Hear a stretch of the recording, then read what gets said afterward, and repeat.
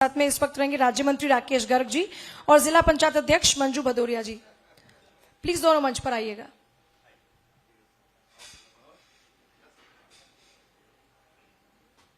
एक बार जोरदार तालियां हो जाए हमारे इस नेक्स्ट पैनल के लिए।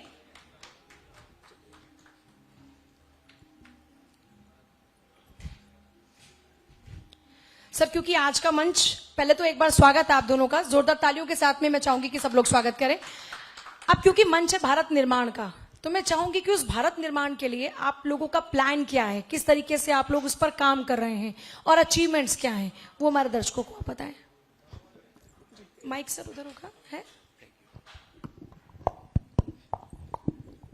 पहले भारत 24 को बहुत बहुत धन्यवाद, एक अच्छा भारत निर्माण पर सेमिनार करने के लिए, और बड़ी बड़ी डिग्निटीज यहाँ आपने बुलाई हैं। हमारे बड़े भाई योगेंद्र भाई, उच्च शिक्षा मंत्री जी, और मैंने सुना भी कुछ और भी वक्ता गए हैं। देखिए, इस समय भारत निर्माण के लिए मैं उत्तर प्रदेश सरकार में अपने विभाग यूपीएसआईसी, Uttar Pradesh small industries corporation, और हमारी उत्तर प्रदेश सरकार क्या क्या कर रही है इसके विषय में बताऊंगा। जैसा हम जानते हैं, उत्तर प्रदेश में इंडस्ट्रियल माहौल अच्छा नहीं था, इंडस्ट्रीज की ग्रोथ अच्छी नहीं थी, और यहां पर इंडस्ट्रीज लगाने से लोग बचते थे। उसके दो तीन कारण थे। सबसे पहला था लॉ एंड ऑर्डर, उनको सिक्योरिटी फील नहीं होती थी।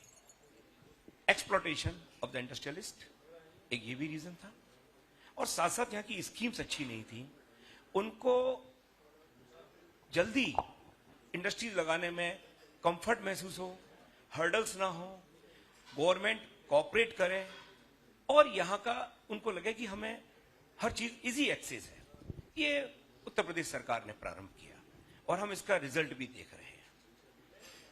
अकेला उत्तर प्रदेश पूरे भारत में 1 ट्रिलियन इकोनॉमी की तरफ तेजी से बढ़ रहा है। हम यह भी देखें, यहां पर इन्वेस्टमेंट के लिए पूरे देश से ही नहीं बल्कि विदेश से बड़े बड़े उद्यमी आ रहे हैं। और अभी आपने देखा होगा 33 लाख करोड़ के एमओयू साइन हुए, और उसके बाद 2 ग्राउंड ब्रेकिंग सेरेमनीज भी हो चुकी हैं। तेजी से उनको लैंड भी अवेलेबल हो रही है और प्रोडक्शन भी धीरे धीरे तेजी से शुरू हो रहा है, जिसके कारण से एक एम्प्लॉयमेंट, हम सब जानते हैं सरकार सबको रोजगार नहीं दे सकती, तो इंडस्ट्रीज कृषि के बाद सबसे बड़ा एक सेक्टर है जो कि एम्प्लॉयमेंट देता है, और उसके लिए इंडस्ट्रीज लगना चाहिए। तो वो बात वहां यूपी में शुरू हुआ। और मैडम, मैं आपको बताऊं, आपको जान के खुशी होगी कि कुछ जिले ऐसे हो गए हैं कि जहां पर शॉर्टेज होने लगी है। अच्छे स्किल्ड या अनस्किल्ड में भी लोग इजीली नहीं मिल रहे हैं। मैं आपको 2 डिस्ट्रिक्ट के नाम तो ये बता दूं, फिरोजाबाद और नोएडा। ये क्या है रीजंस? कि हम लोग, सरकार अच्छा काम कर रही है और इसलिए आगे बढ़ रहे हैं। हाँ, ये ठीक है, हर जिले में होना है। इसके लिए मेरे निगम की, मैं आपको अपने निगम के विषय में बताऊंगा कि हम लोग धीरे धीरे नए इंडस्ट्रियल स्टेट्स डेवलप कर रहे हैं। अभी हमने फ्लैटेड इंडस्ट्रीज कॉम्प्लेक्स 2 बनाए, एक आगरा में, एक कानपुर में। और हमारे पहले से पूर्व में जो इंडस्ट्रियल स्टेट थे, जो आगरा में, कानपुर में, लखनऊ में, कुछ हापुड़ में, तो हम लोगों ने अब नए इंडस्ट्रियल स्टेट बनाने का निर्णय लिया है। 25 एकड़ से लेकर 50 एकड़ तक इंडस्ट्रियल स्टेट हमारा निगम बनाएगा। और इसमें हमने कानपुर देहात और टूंडला, ये 2 नए चयनित किए हैं। यहां हमारा प्रारंभ हो रहा है, क्योंकि पूरे प्रदेश में एक छोटी सी बात निकल के आती है कि हमें अप्रूव्ड और डेवलप्ड इंडस्ट्रियल प्लॉट दे दीजिए, जिससे कि हम अपने उद्योग को शीघ्र प्रारंभ कर दें। आप जानते हैं कि acquisition is not easy in these days. तो थोड़ा सा क्या आता है कि हम लोग अपनी जगहों पर, सरकारी जगहों पर कर रहे हैं या पीपीपी मॉडल पर। मैं आपको विश्वास दिलाता हूं, बहुत जल्दी आपको ये श्रृंखला, सीरीज ऑफ इंडस्ट्रियल स्टेट पूरे यूपी में देखने को मिलेगी। साथ साथ हम उनके टेक्नोलॉजिकल अपग्रेडेशन के लिए भी कार्य कर रहे हैं। जो लोग ये चाहते हैं कि हमें इस अपनी इंडस्ट्रीज में नया क्या लाना चाहिए, या हम क्या करने के लिए हमें कैसे फैसिलिटीज मिलेगी, तो हमारा निगम वो भी कर रहा है। इंडस्ट्रियल फैसिलिटेशन सेंटर के माध्यम से हम टेक्नोलॉजिकल अपग्रेडेशन के कार्यक्रम शुरू कर दिए हैं। और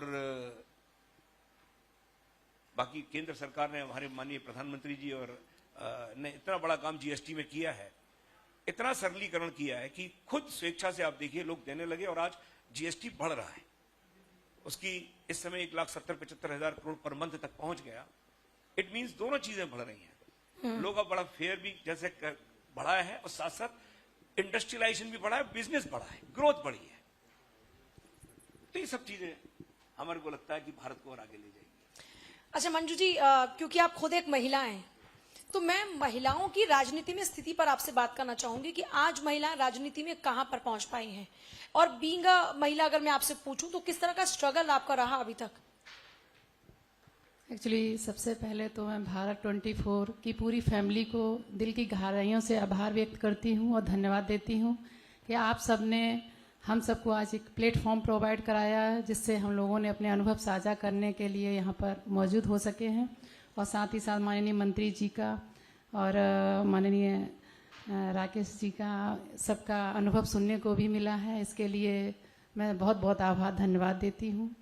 और दूसरा, जिस तरह से आप महिला सशक्तिकरण के बारे में जो आपका सवाल है, उसमें मैं बोलना चाहती हूँ कि आज मुझे लगता है हमारे भारत में सभी महिलाएं, हम लोग बहुत ही सौभाग्यशाली हैं कि हमारी भारत सरकार ने और हमारे देश के यशस्वी प्रधानमंत्री जी ने महिला आरक्षण जो वंदन जो है, नारी शक्ति वंदन में महिलाओं को 33% आरक्षण देके महिला सशक्तिकरण को बढ़ावा दिया है। और आज देखिए, आज ये हमारी सरकार की जो अच्छा लॉ एंड ऑर्डर है, साथ ही सुरक्षा, शिक्षा और विकास पर जो हमारी सरकार कार्य कर रही है, उसी के क्रम में आज आप सब देखिए कि महिलाएं बढ़ चढ़कर हर क्षेत्र में भागीदारी उनकी बढ़ रही है, चाहे वो शिक्षा का क्षेत्र हो, समाज सेवा का क्षेत्र हो, या फिर पॉलिटिक्स का क्षेत्र हो। राजनीति में क्षेत्र में भी महिलाएं आगे से आगे पार्टिसिपेट कर रही हैं। और मैं आपको बताना चाहती हूँ कि हमारी जिला पंचायत में भी आप जिस तरह से देखेंगे कि हमारे प्रदेश में 75 जिला पंचायत अध्यक्ष हैं, उसमें से 42 जो हैं जिला पंचायत अध्यक्ष वो महिलाएं हैं लगभग। तो आप देखिए 50, 45 और 50% तो आरक्षण ऑलरेडी ही हो गया था हमारे पंचायती राज में। और आज बड़े ही सौभाग्य की बात है, आज हमारी महिलाएं भी देश की राजनीति का हिस्सा बनेंगी और देश का प्रतिनिधित्व करेंगी और अपनी योजनाएं महिलाओं के से जो भी रिलेटेड चीजें हैं वो आज केंद्र में और विधानसभा में बैठकर उनकी समस्याओं का समाधान कराने में, उनको रखने में कामयाब होंगी। इसके लिए मैं पूरी महिला सशक्तिकरण के माध्यम से अपनी केंद्र सरकार और प्रदेश सरकार को बहुत बहुत आभार और धन्यवाद देती हूँ। लेकिन मैं एक चीज आपसे पूछना चाह रही हूँ, ये तो चलिए रिजर्वेशन की वजह से महिलाओं को मौका मिला, लेकिन पहले एक ये डाउट रहता था कि महिलाएं सिर्फ नाम की हैं, काम उनके पति कर रहे हैं। तो अभी उस स्थिति में बदलाव आया कि नहीं? क्योंकि सरकार ने इसमें बहुत कोशिश की कि भाई आपको खुद अपनी प्रेजेंस लगानी है, जो डिसीजन है वो आपके होने चाहिए। तो अभी उसको लेकर क्या स्थिति है? इसमें मैं आपको बताना चाहूंगी, इसमें बहुत आई थिंक बहुत ज्यादा से ज्यादा इम्प्रूवमेंट देखने को आए हैं। अब जिस तरह से हम लोग जाते हैं अपने, हमारी जो भी महिलाओं की जो भी जनप्रतिनिधियों की मीटिंग्स वगैरह होती हैं, तो उसमें स्ट्रिक्टली मना कर दिया कि भाई जो जन रिप्रेजेंटेटिव है वही आएगा, वही अपनी अटेंडेंस लगाएगा। प्लस जो भी मीटिंग्स वगैरह होती हैं उसमें महिलाओं को ही बैठना होता है, ये कंपलसरी कर दिया है। इससे काफी इम्प्रूवमेंट भी हम लोगों को देखने में मिले हैं कि महिलाएं मीटिंग्स में अब आ रही हैं, चाहे वो जिला पंचायत की मीटिंग हो, जिला पंचायत सदस्यों की मीटिंग हो, या हमारे प्रदेश लेवल पे भी हमारी मीटिंग्स वगैरह होती हैं। तो महिलाएं आती हैं, मीटिंग्स का हिस्सा बनती हैं और वो आगे से आगे अपने जो भी समस्याएं क्षेत्र की होती हैं उनको भी रखती हैं। तो काफी इम्प्रूवमेंट आया है, महिलाएं पार्टिसिपेट कर रही हैं और इस सरकार के माध्यम से काफी सुधार देखने को मिल रहा है। और आने वाले समय में और भी जो भी थोड़ा बहुत कमी रहेगी वो भी सुधार होने वाला है। Definitely I will say this thing. चलिए, ये तो बहुत अच्छी बात है। मैं यही बदलाव आपसे जानना चाह रही थी कि ये बदलाव अभी हो रहा है कि नहीं हो रहा। एडिशनल कमिश्नर केशव चौधरी भी इस वक्त हमारे बीच में पहुंच चुके हैं। एक बार जोरदार तालियां उनके स्वागत में भी हो जाएं। और आगे बढ़े सर, एक सवाल मैं आपसे और पूछना चाहूंगी, जो ओडीओपी सरकार ने एक बहुत ही जबरदस्त पहल की थी, उसका कितना लाभ मिल पा रहा है हर जिले में? देखिए, ODOP, one district one product, definitely आप हर जिले में पूछिए कि कहां फायदा नहीं हो रहा है। आपको ये जानकारी की खुशी होगी कि लगभग हर जिले में फायदा हुआ है। देश प्रदेश के अंदर अपने जिले हैं 75, उन्होंने हर जिले को जिस तरह से ओडीओपी दी। आगरा में शू का, आप देखिएगा शू का काम कितनी तेजी से, अभी मैं वहां गया था उनकी एग्जीबिशन में, 25,000 करोड़ पहुंच गया। और पिछले 3 साल पहले ये 12-14 हजार था, उससे पहले 7-8 हजार था। तो ओडीओपी का कहीं ना कहीं फायदा मिल रहा है। मैं फिरोजाबाद में था, चूड़ी का काम बहुत तेजी से बढ़ा, क्योंकि सरकार ओडीओपी में जो फैसिलिटीज दे रही है उसमें स्पेशल उनको सब्सिडीज भी हैं और टेक्निकल अपग्रेडेशन की जितनी भी स्कीम्स है उसको बड़ा फायदा मिल रहा है। और सरकार भी इसका प्रचार प्रसार कर रही है प्रोडक्ट। तो मैंने जो सुना है और मैंने देखा भी है, हर डिस्ट्रिक्ट ओडीओपी से जहां है फायदे में रहा है। बल्कि एक नई डिमांड आई है कि ओडीओपी क्यों भाई, 2-3 प्रोडक्ट कीजिएगा, एक ही को बढ़ावा क्यों देते हैं। इट मींस कि हमारी ओडीओपी सक्सेस है। और मैं आपको ये और बता रहा हूँ, 2-3 होंगे आप, एक में सक्सेस हो गई है तो 2-3 ऐसा थोड़ी है। आगरा में अगर खाली पेठा क्या नाम है वो है तो हमारा फूड का भी बड़ा अच्छा है जूते के साथ साथ, तो हम तो उसके लिए बात करेंगे। अच्छा सर, मैं एक चीज और आपसे जानना चाह रही थी। बीच में एक परेशानी आ रही थी कि जो सरकार की ओर से सरकारी सहायता उपलब्ध कराई जाती है कि आप लोन ले सकते हैं, उसमें बीच में ये प्रॉब्लम आ रही थी कि आप लोन के लिए अप्लाई करते हैं तो बैंक वाले जो होते हैं उनके अलग अलग टर्म्स कंडीशन होते हैं और कई दफा डॉक्यूमेंट्स में प्रॉब्लम और ये सब करके उनको जो लोन है, जो हेल्प है वो नहीं मिल पाती। उसको लेकर आप लोगों ने कैसे प्रोविजन किया कि उनको वो राहत पहुंचे, उनको वो हेल्प मिले? देखिए, मेरे को ये सुन के आश्चर्य हो रहा है। मेरे पास जितने भी लोग आए उन्होंने यही कहा जैसे आपने कहा। मैंने कि आप केस लाइए, मैं केस लेके गया, उनके पेपर्स में कमी थी, पेपर्स में कमी दूरी हमने पूरी करी, उनको लोन मिल गया। अब देखिए, पेपर फॉर्मेलिटी तो बैंक लोन के लिए करनी पड़ेगी। आफ्टर ऑल लोन ले रहे हैं, उसको भी पैसा देना है, उसको वापस भी करना है, वो लेना भी है उनको, तो ऐसी कोई दिक्कत नहीं। हाँ, कोलेटरल सिक्योरिटी का कुछ इशू आया था कुछ जगह पर, उसमें पहले से काफी राहत है।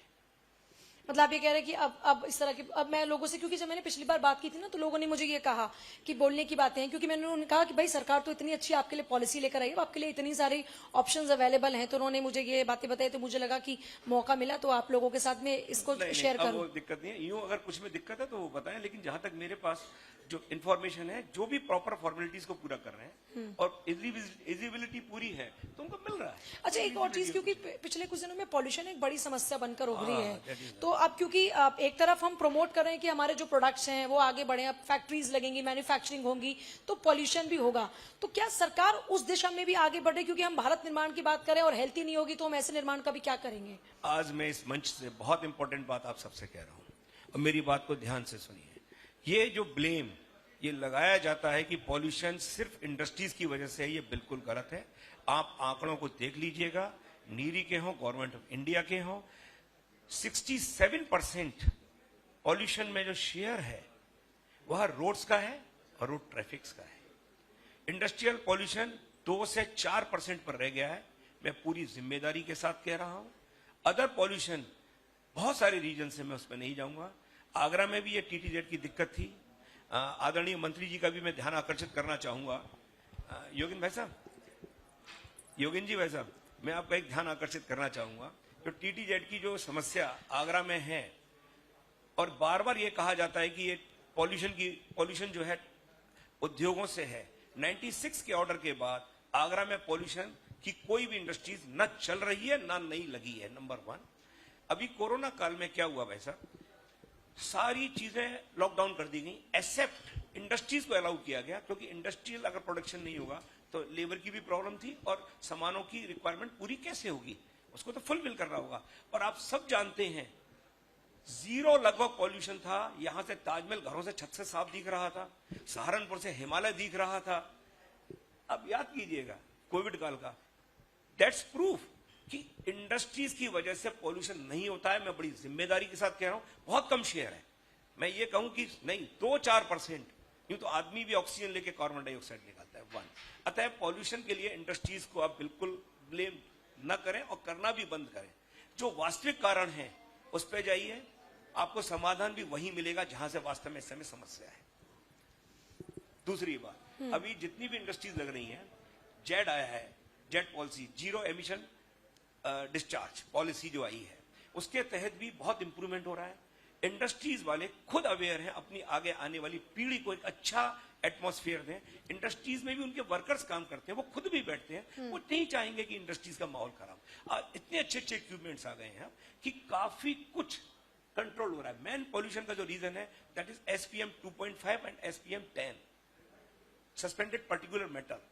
ये जो है बाल से भी 1000वां 100वां होता है। जो रोड के साइड की डस्ट है, जब वो उड़ती है उससे बढ़ता है, हमें उसके कॉज पे जाना होगा। और मैं आपके चैनल भारत 24 से भी निवेदन करूंगा, एक इस पे स्पेशल सेमिनार कराइए।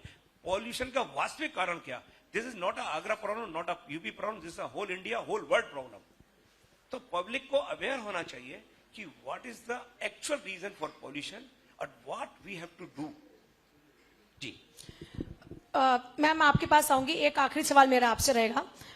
एक महिला होने के नाते आप जो भारत की परिकल्पना है वो किस तरह से करती हैं, क्योंकि एक बात तो बड़ी अच्छी हुई है कि पिछले कुछ दिनों में, पिछले कुछ चुनाव को उठाकर देखिए तो महिला वोटर बहुत एक्टिव हुई हैं।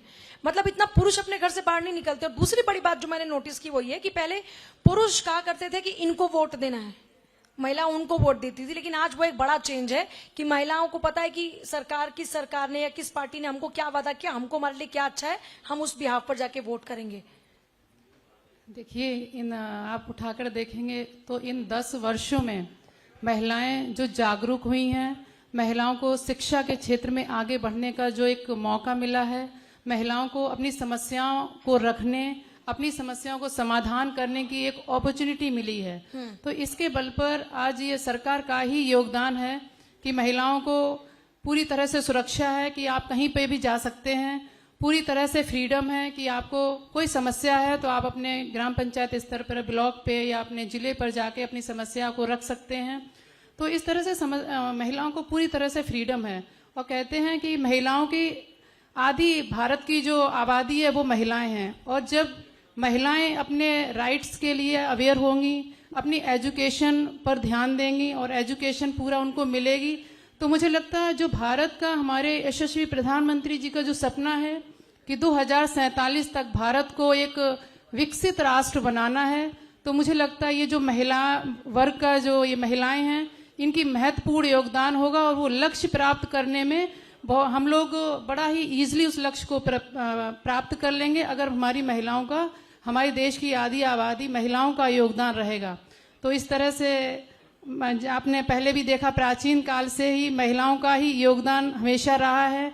कभी शक्ति के रूप में दुर्गा, तो कभी विद्या के रूप में सरस्वती, तो कभी लक्ष्मी के रूप में उनका, लक्ष्मी जी का धन के रूप में उनका आह्वान किया गया है। तो जब महिलाएं अपनी संस्कृति, अपनी परंपरा, अपने देश के लिए जागरूक हो गई, कार्य करेंगी, तो हमारा देश नो डाउट जल्दी एक श्रेष्ठ, शुद्ध, सशक्त भारत के रूप में आगे बढ़ेगा। तो इसी तरह आज महिलाएं आगे बढ़ रही हैं और श्रेष्ठ का, अच्छे भारत का निर्माण हो रहा है।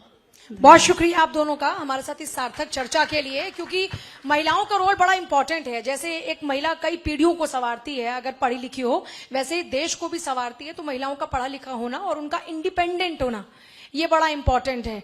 मैं एक बार जरा मंच पर आमंत्रित करना चाहूंगी हमारे कंसल्टिंग एडिटर श्री श्रावस्ती जी को, तो वो मंच पर आए और एक बार आप लोगों का वो सम्मान करें। मैं चाहूंगी कि टीम एक बार जरा प्लीज बुक के पास करें।